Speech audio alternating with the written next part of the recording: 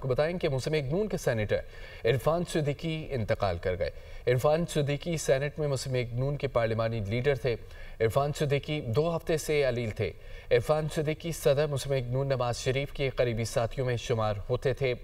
افسوسناک خبر یہ ہے کہ موسم نون کے سینیٹر عرفان صدیقی انتقال کر گئے۔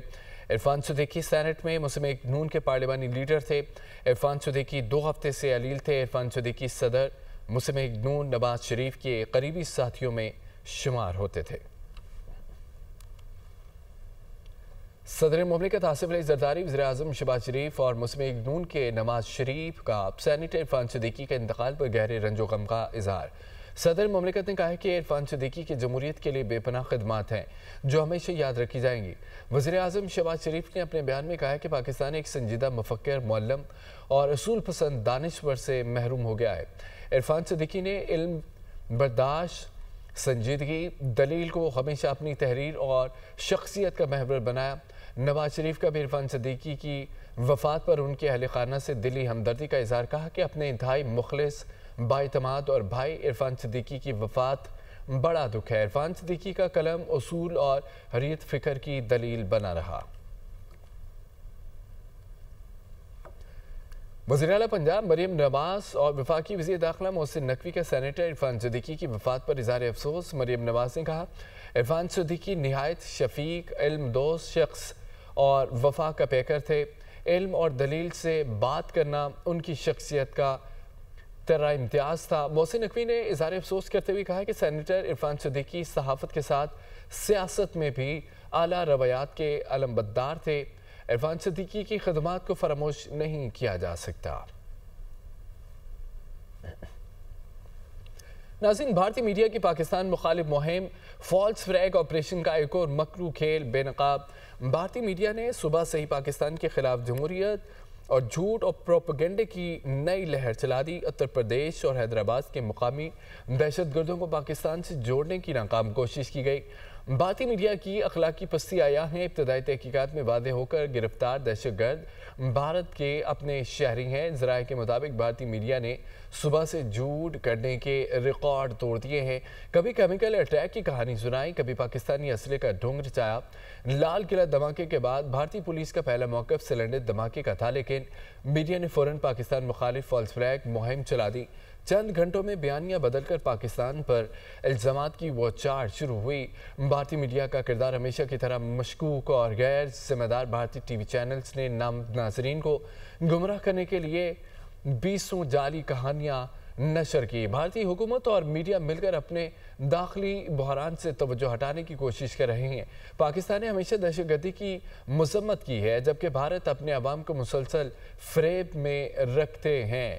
بھارتی میڈیا کا فالس فلیگ آپریشن کا پرانا ہتھ کنڈا ایک بار پھر بے نقاب ہو گیا۔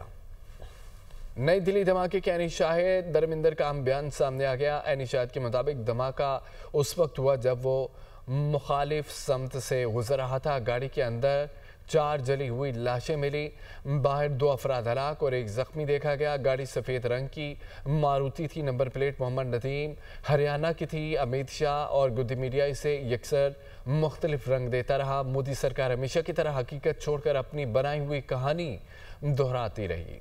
ناظرین، خبر یہ بھی ہے کہ کانگریس کے رہنما ایچ ڈی رنگناتھ نے دلی دھماکے پر ہونے والی تحقیقات پر سوالات اٹھا دیے ہیں۔ بھارتی ٹی وی سے بات کرتے ہوئے کہا، وزیر داخلہ کا ایک کار میں ہونے والی سی این جی دھماکے کے مقام کا دورہ کرنا ایک انوکھی مثال ہے۔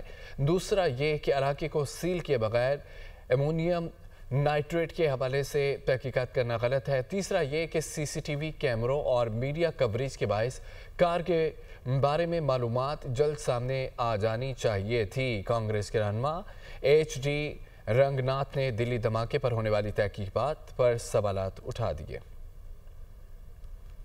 آگے بڑھتے ہوئے آپ کو بتائیں گے، دہشت گرد افغانستان سے کھلے عام کارروائیاں کر رہی ہیں۔ ان دہشت گردوں کو خطے کے ایک بڑے تقریبی کردار کی پشت پناہی حاصل ہے۔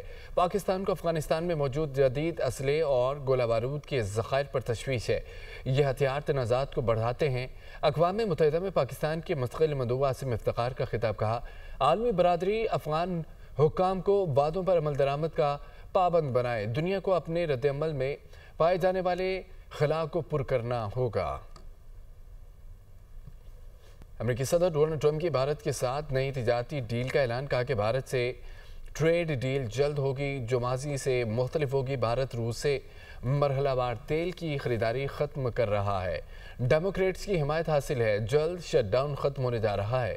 ڈرگ ڈیلرز اور غیر قانونی طور پر آنے والوں کو پیسہ نہیں دیں گے۔ امریکی صدر ڈونلڈ ٹرمپ نے سرجیو گور کو بھارت کے لیے امریکی سفیر تعینات کر دیا ہے۔ امریکی صدر ڈونلڈ ٹرمپ کا وائٹ ہاؤس میں خطاب۔ ناظرین، فتنہ الخوارج کا جنوبی وزیرستان میں کیڈٹ کالج وانہ پر بزدلانہ حملہ آوروں نے سیکیورٹی حصار کو توڑنے کی کوشش کی۔ ISPR کے مطابق سیکیورٹی اہلکاروں کی فوری کارروائی کے باعث خوارج کے منظومہ مزاحم ناکام بنا دیے گئے۔ ناکامی پر حملہ آوروں نے دھماکہ خیز مواد سے بھری گاڑی مرکزی دروازے سے ٹکرا دی۔ دھماکے سے مرکزی دروازہ منہدم ہو گیا۔ کیڈٹ کالج وانہ پر فتنہ الخارج کا حملہ ناکام، سیکیورٹی فورسز کی کارروائی میں 2 خارج ہلاک، کالج کے احاطے میں داخل 3 دہشت گرد بھی گھیرے میں۔ ISPR کے مطابق حملہ آوروں نے کالج کی بیرونی سیکیورٹی حصار توڑنے کی کوشش کی، تاہم سیکیورٹی فورسز نے ان کے مسموم عزائم کو کامیاب نہیں ہونے دیا۔ ناکامی پر حملہ آوروں نے بارود سے بھری گاڑی مرکزی گیٹ سے ٹکرا دی، جس سے مرکزی دروازہ منہدم اور قریبی ڈھانچے کو نقصان پہنچا۔ 2 خارج کو موقع پر ہلاک کیا گیا، جبکہ 3 کالج کے انتظامی بلاک میں داخل ہوئے، جنہیں گھیرے میں لیا گیا۔ وانہ حملے میں خارج نے ایک بار پھر وہی صفاقانہ واردات دہرانے کی کوشش کی ہے جو 2014 میں APS پشاور میں کی تھی۔ ISPR کا کہنا ہے کہ کالج کے اندر چھپے خارج اپنے ہینڈلر سے افغانستان سے رابطے میں ہیں اور انہیں ہدایات مل رہی ہیں۔ پاکستان دہشت گردوں کے خلاف جواب دینے کا حق محفوظ رکھتا ہے۔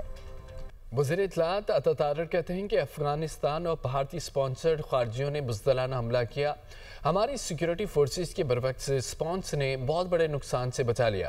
دہشت گرد اپنے مذموم مقاصد میں کامیاب نہیں ہو سکتے۔ ہماری فورسز الرٹ ہیں اور بھرپور جواب دینا جانتی ہیں۔ انہوں نے کہا ہے کہ دہشت گردوں کا قلع کما کریں گے۔ اس طرح کے بزدلانہ حملے ہمارا حوصلہ پست نہیں کر سکتے۔ بڑا بزدلانہ حملہ کیا افغان اور بھارتی سپانسرڈ خارجیوں نے، اور ہماری سیکیورٹی فورسز کے بروقت رسپانس نے اور مؤثر رسپانس نے بہت بڑے نقصان سے ہمیں بچا لیا۔ اور میں سمجھتا ہوں کہ ہماری سیکیورٹی فورسز ہمیشہ بڑی مہارت سے مقابلہ کرتی ہیں، اور جس طریقے سے یہ ٹیررسٹ آئے تھے کیڈٹ کالج کے اوپر حملہ کرنے، ان کے جو ایک مضمون مقاصد تھے اس میں یہ ناکام ہوئے ہیں، اور اندر جب ان کو کارنر کیا گیا اور اس پہ یہ ان کا جو مقاصد تھے اس میں یہ کامیاب نہیں ہو سکے، تو میں یہ سمجھتا ہوں کہ یہ بہت بڑا ڈیمیج کرنے آئے تھے۔ انہوں نے ایک بارود سے لدی ہوئی گاڑی بھی جو ہے وہ آ کے کیڈٹ کالج کے گیٹ کے اندر ماری ہے، اور یہ جس نیت سے آئے تھے اس میں ان کو کامیابی نہیں ملی، اور یہ جن ٹارگیٹس کو ٹارگیٹ کرنا چاہتے ہیں اس پہ مکمل طور پہ ہماری فورسز جو ہیں وہ چاقو چوبند ہیں، الرٹ ہیں،